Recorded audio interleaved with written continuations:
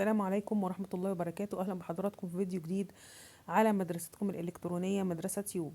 مدرسة تيوب بتقدم منهج المرحلة الابتدائية بشكل مجاني، أيضا تقدم كل ما يهم الأسرة والطفل، وأيضا تقدم معلومات هامة لناشري الفيديوهات على اليوتيوب. في ملحوظة مهمة جدا عايزة أقولها لحضراتكم: أي حد يظهر له إعلان الإعلان ده مخالف للشريعة الإسلامية برجاء غلقه فورا حتى لا يكون في ميزان سيئاتنا أو ميزان سيئات حضراتكم. النهارده ان شاء الله هنقدم لحضراتكم وصفه مميزه. الوصفه دي تعتبر جزء من الوصفات الاقتصاديه اللي قدمناها لحضراتكم. احنا قدمنا حوالي 37 وصفه اقتصاديه، وان شاء الله دي تبقى ال 38. قدمنا لحضراتكم ما يخرج من ال 27 وصفه للناس اللي بتعمل الجيم. النهارده الوصفه هايله جدا لكل الناس اللي بتحاول تدخل الخضار في اكلها. ولو حد عنده اطفال، الاطفال ما بيحبوش الخضروات وما بيحبوش ياكلوه بشكل مطبوخ، فاحنا ممكن نتحايل عليهم ونعمله في شكل برجر، وهيطلع طعمه باذن الله حلو جدا والاولاد هتاكله، ويبقى احنا كده دخلنا الخضار في اكل اولادنا. النهارده ان شاء الله هنعمل وصفه برجر الخضروات. المكونات سهله جدا ومتوفره ان شاء الله في كل بيت. في مكون مهم جدا هنقوله لحضراتكم. في كمان حاجات مهمه لنجاح الوصفه هنقولها باذن الله كلها في الخطوات، فتابعوا معانا لاخر الوصفه. لو حد حابب يتابع معانا الفيديوهات اللي بتنشر على القناه، يدوس على سبسكرايب الموجود اسفل شاشه الفيديو، وبعدين يدوس على الجرس اللي هيظهر لحضراتكم بعد ما تدوسوا سبسكرايب او اشتراك، علشان توصل لكم كل الفيديوهات بمجرد نزولها على القناه. ده مقدار من البطاطس انا مقطعاه طرنشات، عشان انا عايزه الحقيقه اسلقه بسرعه. لو حد عنده وقت وما عندوش مشكله في الوقت، يبتدي ان هو يجيب البطاطس ويغسلها ويسلقها بالطريقه التقليديه اللي احنا متعودين عليها. لكن لو حد ما عندوش وقت، يجيب البطاطس ويقشرها ويقطعها زي ما انتم شايفين، وعلى طول يسلقها، يحطها في ميه السلق ويسيبها تتسلق، مش هتاخد حوالي ربع ساعه. بعد كده بنجيب معانا كوسة، وبنجيب جزر. الكوسة يا جماعة مفيش، لو هي ما فيهاش مشكلة في القشرة مفيش داعي ان احنا نقشرها، لان الكوسة الحقيقة كلها مفيدة على بعضها. القشرة ليها كمان نفس طعم السمرة، فما فيش مشكلة خالص ان احنا نسيبها بالقشرة، بالعكس ده هيكون افيد بكتير. الجزر هنا انا قشرته لان انتوا عارفين طبعا ان الجزر هو اصلا عبارة عن جذر النبات، فبالتالي ممكن يكون بيعلق فيه تراب وطين وحاجات زي كده، فقشرته عشان يبقى اتاكد ان هو ما فيهوش اي مشكله. بعد كده بعمل ايه؟ بعد كده بجيب الكبه بتاعتي وبقطع الجزر قبل ما انزلهم طبعا في الكبه عشان الكبه ما تبصي، بقطع الخضروات اللي هي بتاعتي، اللي هي الجزر والكوسه، بقطعها كده تقطيعه مثلا حدود 2 سنتي كل حاجه، وبقوم منزلاها وبفرمها في الكبه.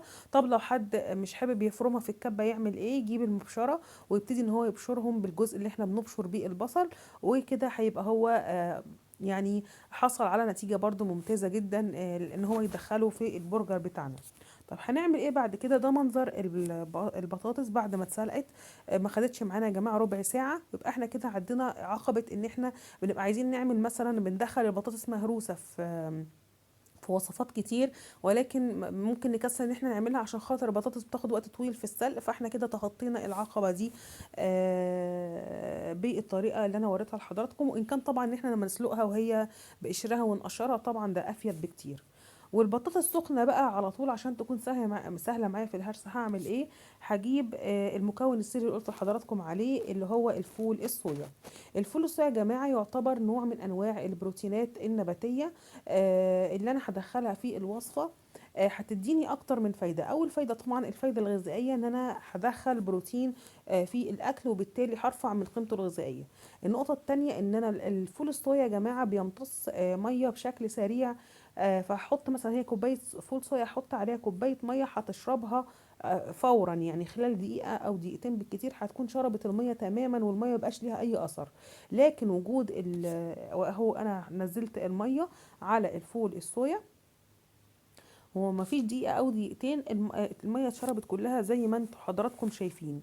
الميزة بقى اللي هيديها لي في الوصفة ايه؟ ان وجود المية جوه الوصفة هيخلي البرجر بتاعي بعد ما يستوى هيفضل طري ولذيذ من جوه، مش هينشف وهيبقى طعمه بايخ. فدي برضو حاجة مهمة جدا بيديها لي الفول الصويا. بعد كده بنعمل ايه؟ بنجيب بصلايه. البصلايه دي لو حابين تحطوها تبشروها وتحطوها نيه مفيش مشكله، هنحط ذره من السكر علشان المراره بتاعه البصل، ممكن يدي شويه مراره عشان هو هيبقى ني، فكده هنبقى تغلبنا على موضوع المراره بتاعه البصل. طيب لو حد حابب ما يضيفش سكر يعمل ايه؟ يديله بس ايه، يدبله كده هوت ويحمره تحمير خفيف جدا على في طاسه كده فيها شويه زيت صغيرين، هيبقى هو كده هيكرمل البصله بتاعته، وهيتفادى بقى ان هو يحط شويه السكر دول. هنا انا عملت ايه؟ انا جبت بقى كل المكونات مع بعض وعلى طول كده، والبطاطس السخنه ابتديت اهرسها عشان تبقى سهله معايا في الهرس، ودخلت كل المكونات في بعضها. حطيت ايه هنا؟ حطيت بهارات ملح وفلفل، حطيت اي بهارات حضراتكم بتحبوها، تحطوا زعتر، تحطوا تحطوا كزبره خضراء، كزبره ناشفه، لو حد حابب يحط كزبره خضراء او اي نوع من انواع الخضروات العشبيه ينفع يا جماعه، مفيش اي مشكله خالص. في برضو ملاحظه عايزه اقول لحضراتكم، لو يعني يعني ملحوظة عامة في الطبخ بشكل عام. أنا مثلا هنا في الوصفة أول مرة طلعت معايا هايلة ومظبوطة مفيش أي مشكلة. تاني مرة أنا بحب الزعتر الحقيقة، بحب أدخله في الأكل، فحطيت شوية زعتر وحطيت بقى كتير، فكانت النتيجة ان ادى شوية مرارة. فانا اتعلمت الحقيقة درس يعني بشكل عام في الطبخ، ان احنا ما نحط البهارات يا جماعة نحطها بشكل معقول. انا ممكن احط 10 انواع من البهارات في الوصفة الواحدة، ولكن لو حطيتها بشكل معقول هتديني نتيجة هايلة جدا وهتديني طعم تحفة. لكن لو نوع واحد بس زاد، لو انا حطيت في الوصفه بتاعتي ايا كانت الوصفه ايه، نوع واحد بس من المهارات ولكن كميته كبيره وزياده عن اللزوم، هيمرر معايا الوصفه. فنتجنب ان احنا نزود البهارات بشكل كبير، بشكل زايد عن اللزوم، لانه فعلا بيخرب الوصفه وبيخليها تبقى تدي طعم فيه مراره. دي كانت ملاحظه عامه في الطبخ، ارجو ان هي تفيد حضراتكم وتتفادوا الخطا اللي انا وقعت فيه. دلوقتي بعمل ايه؟ هرستهم كلهم مع بعض، وادي منظرهم بعد ما اتهرسوا كلهم مع بعض، والالوان كلها تداخلت مع بعضها، شكلها بقى فعلا حلو وجميل، وان شاء الله تعجب حضراتكم، حلوه جدا جدا، ان شاء الله تجربوها. بعد كده بعمل ايه؟ بجيب صينيه غير قابله للصق وبدهنها بشويه زيت بالفرشه. لو حد ما عندوش صينيه غير قابله للصق يعمل ايه؟ يجيب ورقه زبده ويدهنها بالزيت، ويبتدي ان هو يشكل البرجر بايديه على شكل دواير، ماشي. عايز يعملها بشكل كفته، ماشي، مفيش. عايز يعملها كور، ماشي. كل حاجه هتمشي، مفيش اي مشكله فيها. وبرصها في الصينيه. مش هتاخد معاكم اي وقت خالص يعني، ما مش هتتعبكم ان شاء الله. طيب بعد كده هعمل ايه؟ هدهن بقى وش البرجر معايا بشويه زيت، لان زي ما شفتوا انا ما حطيتش فيه زيت خالص اثناء عمليه التكوين. لو حد بقى حابب ان هو يعمل وصفه مش دايت وعايز يزود زيت، فممكن جدا ان هو يضيف في المكونات اللي السابقه، يحط شويه زيت معاه، زي ما حضراتكم شفتوا في تفاصيل الوصفه، ممكن يضيف شويه زيت. في كمان حاجه مهمه جدا عايزه اقولها لحضراتكم، انا هنا في الوصفه ما حطيتش بيض خالص، مع ان البيض لو احنا حطيناه هيكون افيد واحسن، وكمان مش او هيدينا نتيجه احسن في شكل البرجر النهائي، مش هيبقى سطحه مشقق، لان هو هيديله تماسك احسن اكيد طبعا، عن ان هو ما يكونش فيه بيض. فممكن احنا نضيف بيض ونضيف زيت، وفي الحاله دي بقى هنقلل كميه الميه اللي احنا حاطينها على الفول الصويا.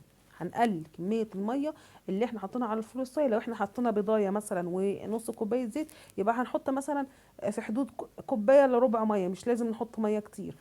تلتين كوبايه ميه، مش لازم نحط ميه كتير، لان احنا في سوائل اصلا دخلت تاني في الوصفه اللي هي البيضه والزيت. طبعا بندخل الصينيه في الفرن، على وهو يفضل ان الفرن طبعا يكون سخن عشان على طول تدخل في السوا، والخضار بتاعي ما ينزلش ميه وبالتالي يفك معايا البرجر. فاحنا نكون مسخنين الفرن من قبل ما نشتغل، ونبتدي ندخله على فرن سخن في الرف اللي تحت لحد ما يستوى من تحت. هنبتدي نحطه تحت الشوايه علشان برضو يستوى من فوق. وده منظره بعد ما خلص. طبعا هو زي ما انتم شايفين في شقوق، الشقوق دي مش هتأثر خالص على الطعم، ولا هيطلع طعمه بايخ، بالعكس طعمه هيطلع جميل جدا ان شاء الله لما تجربوه.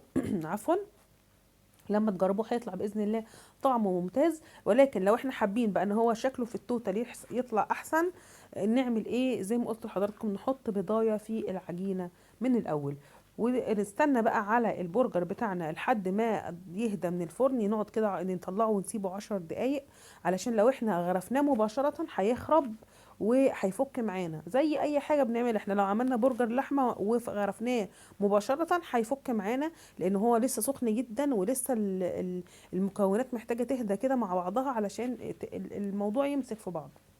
وده منظرها النهائي بعد ما قدمناها في الطبق. جميله جدا، هتعجب باذن الله الاولاد. ونبقى احنا كده دخلنا لهم الخضروات اللي هم بيرفضوا ياكلوه في صورتها العاديه او بالطرق الطبخ اللي احنا عارفينها. وزي ما قلت لحضراتكم وصفة اقتصادية وكده متكاملة، فيها خضار فيها بروتين. ممكن لو احنا حد ما بيعملش رجيم يعمل معاها شوية مكرونة كده، داخل جميع العناصر الغذائية. لو حد بيعمل رجيم طبق سلطة وعيش سن وزي الفل. وبالهنا والشفا عليكم ان شاء الله، ويا رب تعجبكم. لو عجبتكم الحلقة اعملوا لنا لايك ليها وسبسكرايب للقناة، وبعد ما تدوسوا على سبسكرايب دوسوا على الجرس عشان توصل لكم كل الفيديوهات الجديدة. وشير للفيديو لو استفدتم منهم حتى تعم الفائدة. ولو حد عنده اي سؤال او اي استفسار يسيب استفساره اسفل شاشة الفيديو، ان شاء الله نرد عليه باذن الله. وان شاء الله برضو هتلاقوا روابط صفحاتنا على الفيسبوك في التعليقات اسفل شاشة الفيديو. والسلام عليكم ورحمة الله وبركاته.